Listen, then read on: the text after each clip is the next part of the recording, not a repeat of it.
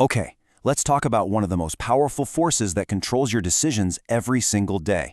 I'm talking about the psychology of scarcity. Think of it like a hidden script, an ancient piece of code running in your brain. And once you learn how to read it, you are going to start seeing it absolutely everywhere. You've totally been here before, right? You're booking a hotel, you find one that's fine. You're thinking, maybe I'll check again tomorrow. And then bam, you see this message. Only 2 rooms left. And suddenly, your heart starts to pound a little. That hotel you didn't even care about a second ago, now it's the only hotel you want. So you whip out your credit card and you book it, right then and there. So what just happened there? I mean, really, think about it. How did a few simple words on a screen completely hijack your rational brain? Well, that's exactly what we're about to break down. To get to the bottom of that panic feeling, we have to travel way, way back, like 200,000 years back. We need to look at the oldest, most primitive part of our brain. You know, some people call it the reptilian brain. Now, it's not a perfect scientific label, but it's a great way to think about this ancient survival software that we all have. For our ancestors, scarcity wasn't an inconvenience, it was life or death. No food? You starve. No shelter? You freeze. And guess what? That exact same survival instinct is still in the driver's seat today. And this is where it gets crazy, because this whole thing is a biological chain reaction that happens in milliseconds. The second your brain senses something is running out, this little alarm bell called the amygdala just goes off. It floods your body with stress hormones, cortisol, adrenaline, the whole cocktail. And you know what happens then?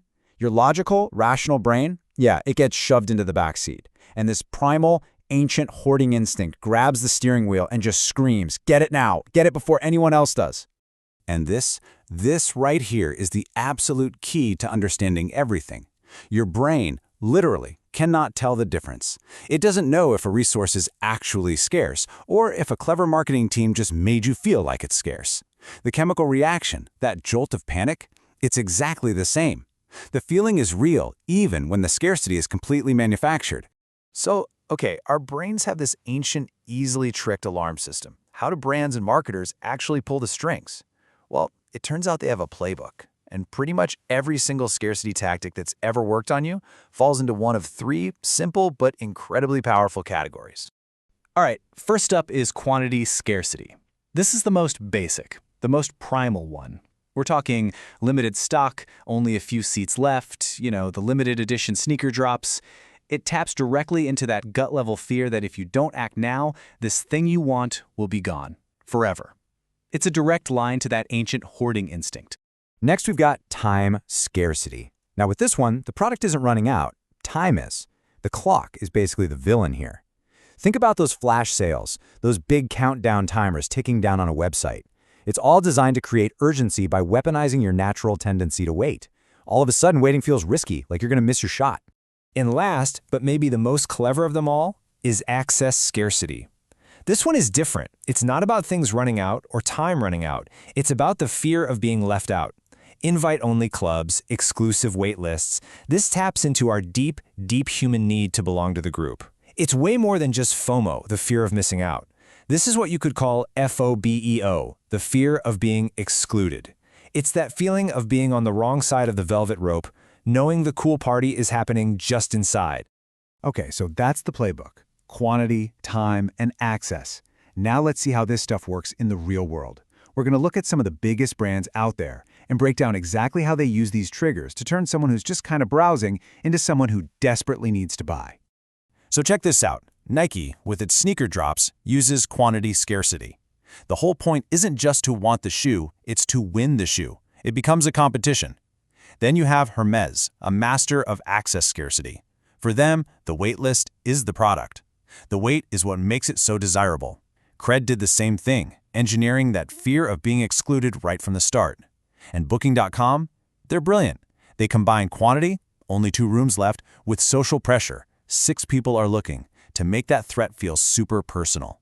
And of course, there's something like IRCTC's tactical booking. That's maybe the most powerful example of them all, because it's real, genuine scarcity on a massive national scale. All right, we've gone through the why and the how. You've seen the brain science and the marketing strategies. Now, let's give you a defense system, a kind of scarcity shield. These are the 5 simple rules to remember that will totally change the way you look at all of this stuff forever. Okay, let's lock this in. First and most importantly, remember that scarcity isn't some cheap marketing gimmick. It is a biological trigger. It's real. Second, manufactured scarcity works just as well as the real thing. Your brain panics either way. Third, always be on the lookout for the big three: quantity, time, and access. Fourth, notice how specific they get.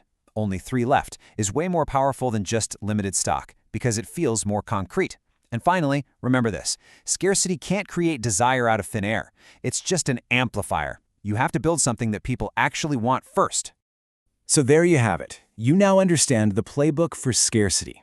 But, and this is the really interesting part, this is only 1/3 of the story.